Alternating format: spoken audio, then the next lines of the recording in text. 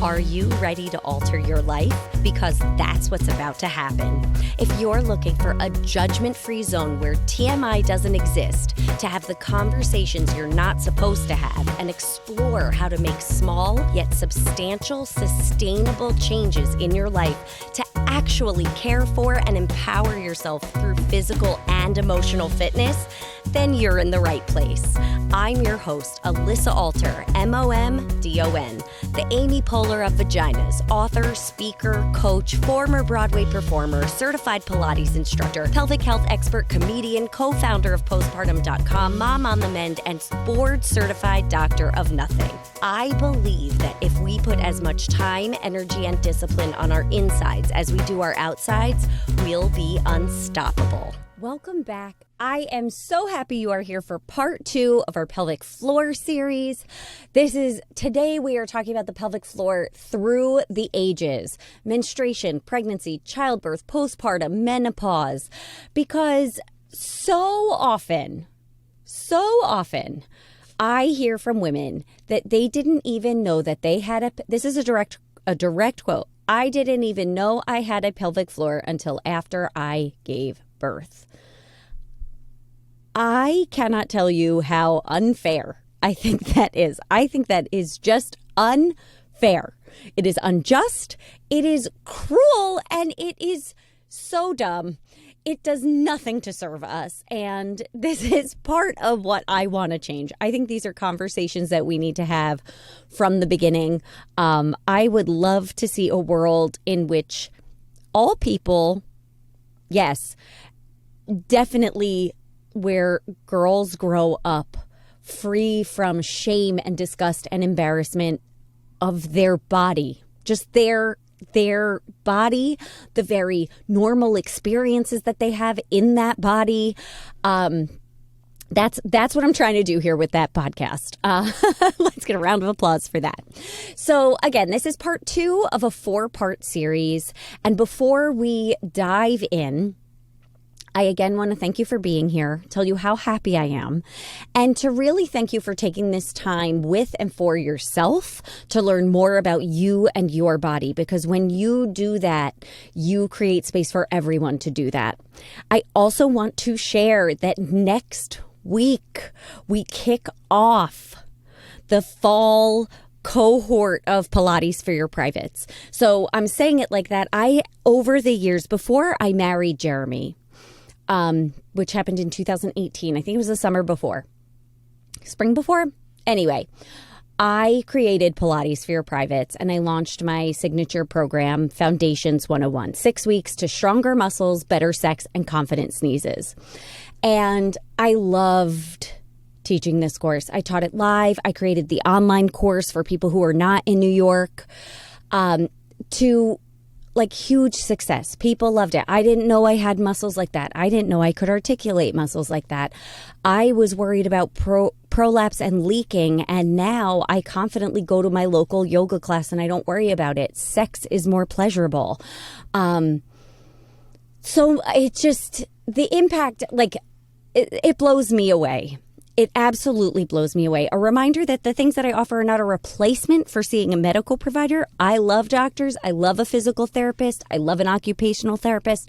This is, when it comes to your pelvic floor, whether or not you're experiencing an issue, this is a full spectrum, holistic, comprehensive situation that there isn't just one person who's going to get. It's not, you don't just see your doctor and get the answer. You don't just see your physical therapist and get the answer. You don't just take a yoga class, just take a Pilates class, just pretend it's not even happening and power through, right? This is a full experience.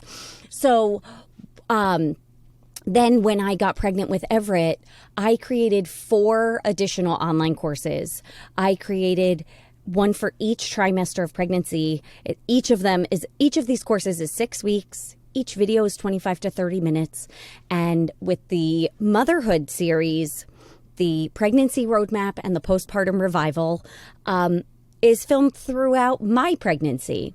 So when I first started filming, I was in the first trimester. I thought I was going to barf and not make it. And I recorded the first trimester and I recorded the fourth trimester because I knew that when I was actually in the fourth trimester, I was not going to have the capacity to then also film an online course. It's not because I didn't think you'd want to see it. I think we would want to see that. I just didn't want to put that pressure on myself. And then when I was in the second trimester, I filmed the second trimester. When I was in the third trimester, I filmed the third trimester. So I think something that's really special about that is that when watching these videos and going through this program, when you look up at the screen, you see a body that looks like your body. And you hear it from someone who's feeling similar things to that you're feeling. And that we really do have this shared experience because we do. We really do. And I think that's a really important component of the motherhood series and process. And I mean, this applies to Foundations 101. I also did not have a child, had not been pregnant. I knew I wanted to have kids, but I wasn't sure what the timing was going to be. That in each of these, you're with someone who is with you, who sees you, who has the same questions, the same concerns, the same, just is in a similar place. And I think that's really, really powerful. And as part of this program, we're kicking off November 21st, where we will have, over the course of the 6 weeks, we will have live Q&A calls, 4 of them. And where you can come and ask me questions, where I can dive in a little bit more in depth on certain topics. Even like in that Q&A, if you're like, am I doing this right? You can show us. And you can be in community with other people who are also committed to learning more about themselves and their bodies. Other people who are committed to changing the narrative around the female experience. And that's just powerful, my friend. Okay, so the information is in the show notes. It's also on the homepage of my website, alysaalter.com. And if you have any questions, comments, concerns, get in touch with me. Shoot me a DM. You can email me, alyssa@alyssa-alter.com. If you're listening to this at another time and you're like, it's way past November 21st, 2022, when this was starting, get in touch. Follow me on Instagram. Subscribe to my Substack. Get into it so that you can stay up to date with when the next cohort is going to be. Or if you want to do it on your own, we can arrange that. Anyway, I'm just saying that now is the perfect time to dive in before things get really crazy with the end of the year. Set yourself up for success so that when 2023 comes around, you understand in more depth, with more clarity, with more understanding, with more fluency, what the fuck is going on with your veg, right? Because we need to know, because systems that are in place now have been actively keeping us from this information, and that's not fair. And we deserve to feel safe, knowledgeable, and at home in our bodies. Okay, so in this episode today, pelvic floor through the ages, we're talking about hormones. Hormones and how they affect our muscles, and so much more. You know that I love transparency. So in full transparency, I am a doctor of nothing. None of this is medical advice or diagnostic. I don't specialize in hormones or cycle syncing. I'm not an endocrinologist because I am not a doctor. This is like Cliff Notes. This is a collection of knowledge gathered through, yes, my own personal research, through conversations with doctors and experts, working with real women, sharing my stories with other women, and women generously sharing their stories with me. So now I'm going to get into the part of the episode where I get more specific to the changes that happen when making a new human with your body. And I want you to know that this information is valuable whether or not you have, are having, want to have, and or plan to have children. You'll notice I make a bunch of disclaimers around things. And one is really, I do want you to know that I know that I am not a doctor. It's important to me that we both know that, because that gets kind of muddy. I think a lot of times in like the wellness and fitness and health space, what I feel like I'm sort of the in-between. I'm a bridge because I have so many women's stories. So I do know a lot of things, and I am not a doctor, and I love doctors and I really respect them. And I think you need to find the right provider. And I also make these things like, I speak from my perspective. I speak through my lens, and my lens is of a white Jewish woman who grew up in New Jersey, who now lives in Brooklyn, who's going to be moving back to New Jersey because we bought a house, and who has a son that came out of her vagina and her rectum, who was divorced and now is happily married, who used to be a Broadway performer and is still a certified Pilates instructor, but now when she performs, it's like on this podcast and solo cabaret shows and in the kitchen for her son, right? Like, so it's always through my perspective, but I just want to make sure that it is explicitly clear that I am not positioned on a woman needing to have a child or at all, or needing to do that in order to understand what the hell is happening in her body. That is, I think we all deserve to know this from the beginning. So, okay, I'm going to stop like explaining myself because you know this, I know this, I know, we're good. Okay, so childbearing is something your body is equipped to do, in that's why we have the pieces and parts, the equipment, if you will, that we have. Clinically,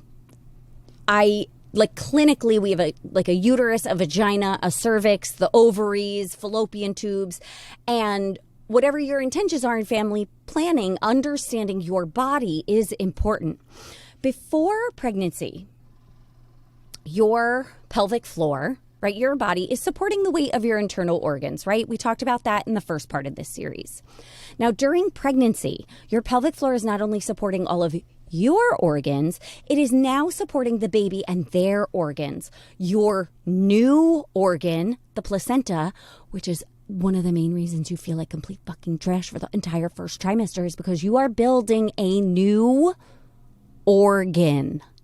Okay, the amniotic fluid and everything else involved. And if you remember from the last episode, part 1 of this series, I made the analogy about carrying all of your groceries on your arm, right? And you like bend your arm, you pile on all the bags, and then you walk home. I'm picturing this happening in New York because that's where I live. And then you go to put the groceries down, but you like can't straighten your arm. Your muscles are short and tense from having to carry that load for a long time. That is just like, this is what we do now, right? So that's like what happens in your pelvic floor. Your pelvic floor has to work overtime, carrying all of the extra weight for the duration of pregnancy. And it's progressively loading the pelvic floor, which is a very, very effective way to train, progressive loading. We have a great article on postpartum about that, written by AJ Fisher, who, fun fact, is the same personal trainer that Amy Schumer wrote a cease and desist letter to. Anyway, AJ's phenomenal. She and I did 42nd Street together 100 million years ago. But she wrote a fabulous article about progressive load and using that in training. I will link that in the show notes. But anyway, you've been progressively loading your pelvic floor over time to carry that weight, which is now overworked, right? Because it's working all the time. And those pelvic floor muscles during pregnancy are compensating for the increased instability in your body caused by the hormone relaxin. I will explain. Relaxin is a hormone that you release during pregnancy that softens and loosens connective tissue in your body during pregnancy. Ligaments are what hold your bones together. They soften and lengthen so that your bones can move apart to create more space between your bones to allow your body to shift and expand as needed to make room for the baby. This is one of the reasons your feet get bigger. This is one of the reasons your rib cage gets bigger. You may notice that during pregnancy and also postpartum, your bra size increases, the band size, because your ribs have physically moved further apart because all of your organs were shoved up into your rib cage because the baby took over the middle, right? Okay. So As a result of this relaxin softening the ligaments and creating this space in your body, the actual structural integrity of your skeleton, of your body, is compromised. In response to that, your muscles, which move our bones around, shorten to try to support you, to try to keep the bones closer together, to try to keep the pieces from falling apart. Your voluntary skeletal muscles tighten to literally hold the pieces together, which is why it feels confusing when people say, oh, you get so flexible during pregnancy, you have to be so careful, but you feel tighter and stiffer and more rigid than ever. It's the difference between the range of motion available to you from the laxity in your ligaments between your bones versus the flexibility that you feel in your muscles as you stretch. So, with the added load of pregnancy and the added destabilization of pregnancy, your pelvic floor muscles are working double overtime because at the bottom of your pelvis, they are desperately trying to hold the pieces together as well as supporting all of your organs plus the baby and their organs. In fact, we can say these muscles are overworking. They are in constant engagement and contraction to keep your pelvis together. And that constant work turns into tension, which builds on tension, on top of tension, on top of tension, on top of tension. Now, listen, I have a love-hate relationship with relaxin. I love it because it allows your incredible body to change as needed for your baby. And I hate it because that change and expansion and instability is a big reason so many people experience painful sciatica during pregnancy. It is quite literally a pain in the ass. And this is why every prenatal class that you go to tells you to release your pelvis, relax your pelvic floor, and open your hips in order to maintain healthy, balanced muscles. It's to counteract the chronic engagement and tension. But let's be real. As good as it feels to open your hips, and as much as you know you need it, relaxing those muscles can be scary during pregnancy and postpartum, because what if you relax too much and you pee or fart or poop randomly? Trust me, I get it. It took me nearly a year to be able to stand up off the floor without farting involuntarily after having my son and being torn in two. I get it. And what grinds my gears about this is the vague general instruction to relax and stretch your pelvic floor and hips. How? Which part? We aren't guided on how to do this. How do we safely and effectively release our pelvis, our pelvic floor and hips? If I release too much, will my bones actually fall apart? And it's because we're not supposed to talk about vaginas and anuses, right? I get it. It's gross. It's embarrassing. It's uncouth. Ugh. But see what I did there? We need to know that a Kegel focuses on the urethral sphincter. And if your butthole tears in childbirth like mine did, you don't necessarily need to focus on your pee muscles. I think we all deserve more specificity, which is why I promise you, here with me, we get super specific and you will know exactly what's happening where. My hope is that you either have all of your questions answered or you finally know which questions you need to ask. And this is why I created Pilates For Your Privates. This is why I created all of my online courses, my podcasts, postpartum, all of this. I create the resources that I couldn't find when I needed them, that use real words instead of clinical terms or flowery terms that don't say anything, that use examples and metaphors that make sense contextually and are relatable. So we are on the same page that pregnancy can cause some added tension to the pelvic floor, right? Great.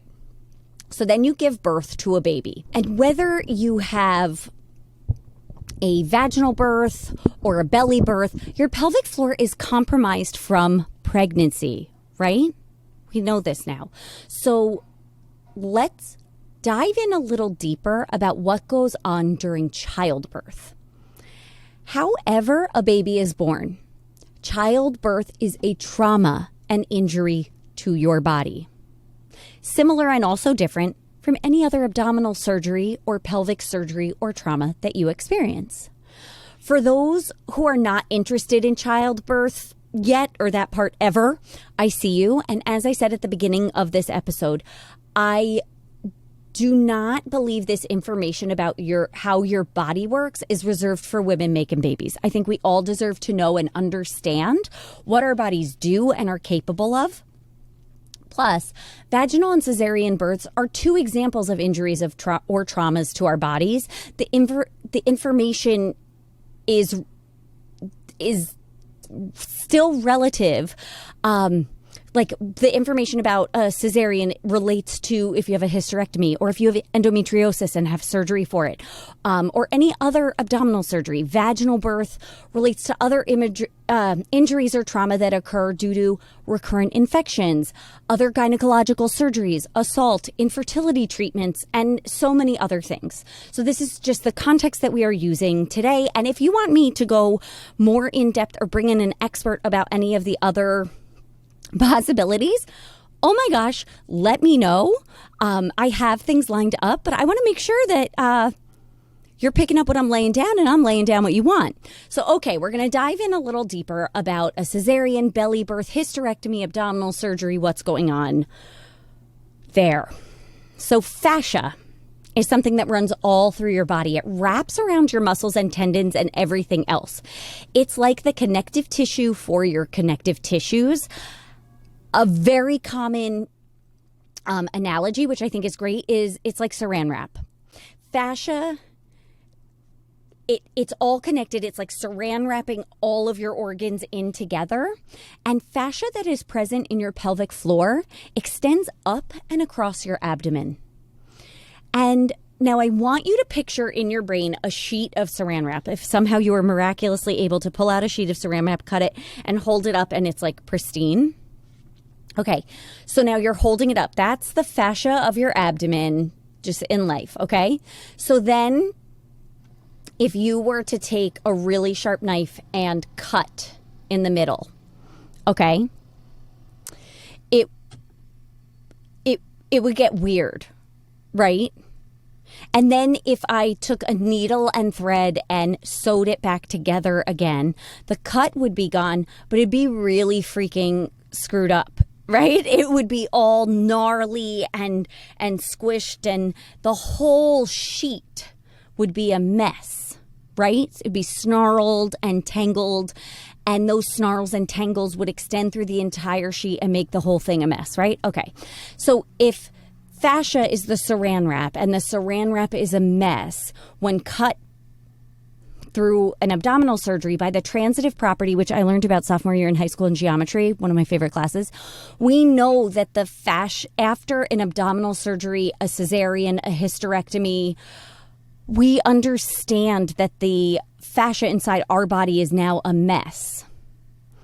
And since that fascia, that whole sheet connects to the pelvic floor, even if you have a cesarean, your pelvic floor, which already was a mess and had some added tension from pregnancy, now has added wonkiness, right? This is why it's important to massage your abdomen and your scar tissue after you've healed. After you've healed from your abdominal surgery, from your cesarean, from your belly birth, whatever it was, you need to mobilize, untangle, and iron out the internal tissues in order to release tension across your abdomen and your pelvic floor to smooth out the snarls and the tangles. So massaging your abdominal fascia benefits the state of your pelvic floor and vice versa. Massaging the pelvic floor and mobilizing those muscles and tissues can help soften the abdominal tension because all of that fascia is connected. It's literally all connected. So now for a vaginal birth or another vaginal procedure, again, we've established that in this pregnancy scenario, there's already extra tension downstairs from the pregnancy. Then the muscles of your pelvis, your vagina, the birth canal, and the vaginal opening stretch enough for a human being to fit through. And there's the potential for some tearing in the surrounding muscles and tissues of the pelvic floor. Now, tearing can occur in the perineum. This is spoken about most often and extends back towards your anus. But tearing can also occur in your labia, so opening out to the sides or towards or through the urethra, up at the top away from the anus. So now let me ask you a question. Have you ever rolled your ankle? Sprained your ankle or overstretched your hamstrings or maybe your shoulders, torn a muscle, and do you remember what happened after? Suddenly, it wasn't like those muscles were suddenly super flexible. Everything got super, super tight. Because when muscles are overstretched, overextended, caught by surprise, or torn, they react by guarding. The muscles shorten and tighten, also known as spasm, in order to inhibit movement to avoid further injury. Make sense? So your pelvic floor has been functioning with added tension in pregnancy. And then maybe along the way, people told you to relax your pelvic floor and you were like, okay. And maybe you like unclench your butt cheeks, which definitely always a great thing. Go ahead and do it right now. Just like, take a deep breath, unclench your butt. But doesn't really change. It supports changing the state of your pelvic floor, but you can unclench your butt cheeks and still clench your pelvic floor. Okay. So we have that added tension, right? And maybe someone said something about releasing it, but they weren't specific, so you had no idea what the hell was going on. And then these same muscles are overstretched and maybe torn to get the baby out. Obviously, the muscles get scared that this will happen again, so they tighten up to protect you. This same guarding happens from a belly birth or an abdominal surgery. So in both scenarios, after you have a baby and during pregnancy, everyone's telling you to do Kegels and tighten up your vag and make sure you don't pee your pants. And based on what you know from our time together in this podcast episode, would tightening an already tight, scared, guarded muscle help restore healthy function? No.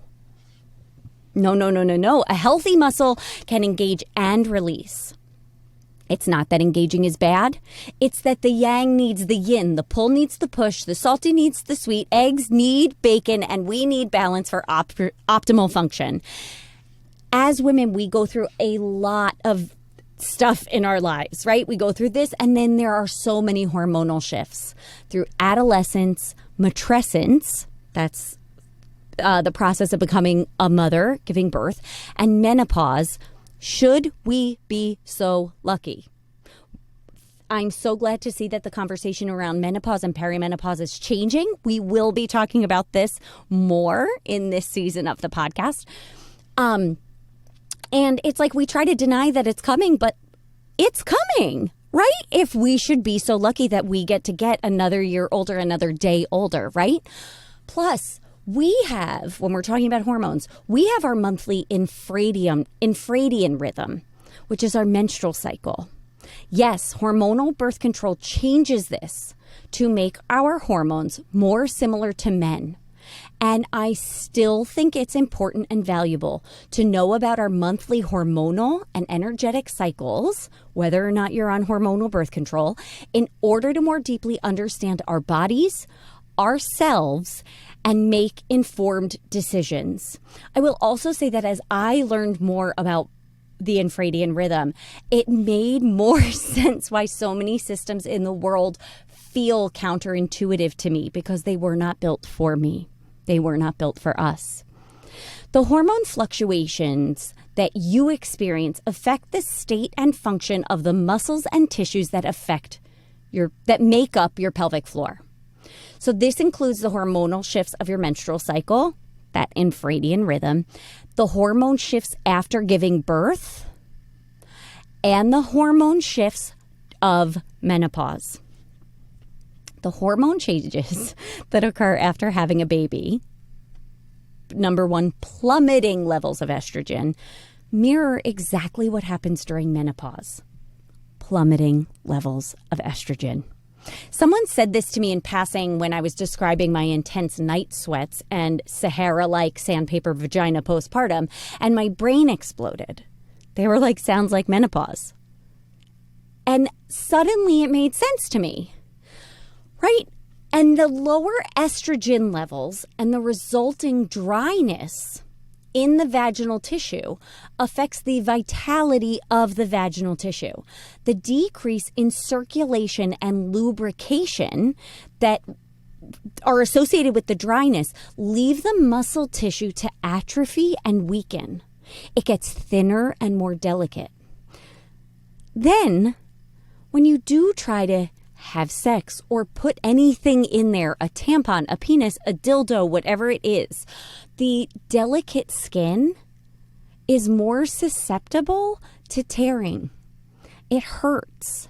And those little tears can leave you more susceptible to infections, to bacterial overgrowth, to all sorts of things that are only going to make things hurt more. So this delicate skin is then like being kind of torn apart, and your body then is like, penetration hurts, this is the worst, don't do it, it's not safe. And then the muscles tense more to protect you. It becomes a do not pass go, do not get penetrated situation. Again, I don't think you need to be penetrated. You do not have to. I simply want you to have the option should you choose to be penetrated. So I worked with a woman who was diagnosed with vaginismus, who came to me because she was no longer able to have penetrative sexual intercourse with her boyfriend. She was frustrated, understandably. She'd been to a PT, she'd been to various doctors and tried everything. Through our work together, she became hopeful that things could change because muscles are resilient, and so is she, and so are you, and so am I. She saw a lot of improvement in our work together. And then, because of what we discovered, because of what we worked on, because of the increase in her confidence and fluency and understanding in her body, she was able to advocate for herself and finally get to the root cause of the vaginismus. Her diagnosis of vaginismus, which is an involuntary and chronic spasm of the pelvic floor muscles around the vaginal opening. This diagnosis was given by a doctor, not me, was due to hormonal birth control and its effects on her estrogen levels in her body. Her levels in her body. I was, and obviously still am, thrilled for her, and I'm also still mad for her on her behalf that it took so long and she had to suffer for so long to find an answer. Why does no one tell us this stuff? Why do we never get a heads up? Why are we left to be victims of our body rather than the captain? I will not let this happen on my watch. If you have a uterus, you're going to experience incredible hormone shifts. Well, I guess I should say if you have ovaries, you are going to experience incredible hormone shifts. And I want you to be informed to know what's happening in your body and have the knowledge you need to advocate for yourself. And I bet if you pause and think about it, you can find some of these symptoms mirrored in your menstrual cycle too. To a lesser degree, unless you do experience a hormone imbalance, PCOS, other things that can anything that really affects your hormone cycle, and anything else that's going on. And in the example of the client I told you about, who her vaginismus was caused by her hormonal birth control, I do not say this to instill fear about hormone therapy, hormone replacement therapy. During menopause and postpartum, women are offered localized estrogen creams to be deposited vaginally to help restore the vitality, the lubrication, the circulation, to reconstitute the tissue. And there's so much fear around hormone replacement therapy that I think what happens is a lot of people refuse it when it would be a good option for them. There are scenarios when it is not a good option for you, which is why I also was very clear in the example that I gave that her root cause was hormonal birth controls because of what it did to her hormone levels in her body. This is why we need to be able to advocate for ourselves with our provider. What is our normal? What is optimal in my body? And to be able to articulate that, advocate for it, and get what you need. Okay. So now that we are clear on that, I like to think of menstruation as a first adolescence, postpartum as a second adolescence, which is sort of where the name Matrescence came from, and menopause as a third adolescence. For me and the thousands of women I've worked with, this helps put these huge life transitions into a context we know well, because we can all relate to the changes we experienced in middle school and high school going through puberty. Our bodies were changing, and so was everything else. Absolutely everything. Our brains change, our priorities change, our personalities change, our hormones change, and we feel it in this deep and visceral way. So in the seasons of postpartum and menopause, our estrogen and progesterone levels drop dramatically. After a baby, it's because the placenta was driving levels up super high.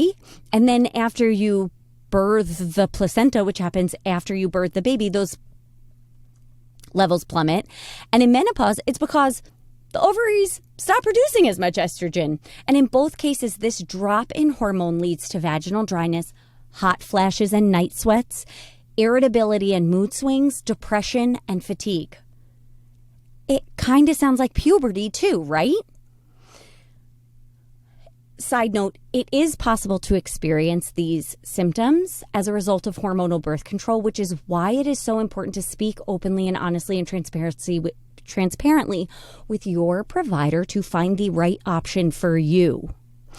Okay, now we are really talking about the pelvic floor, so I'm going to focus in on that. But please know that the postpartum period and menopause are just as multifaceted and as every other part of the female experience, okay? And there are a lot of things at play that a doctor or medical professional can expand on. So, vaginal dryness.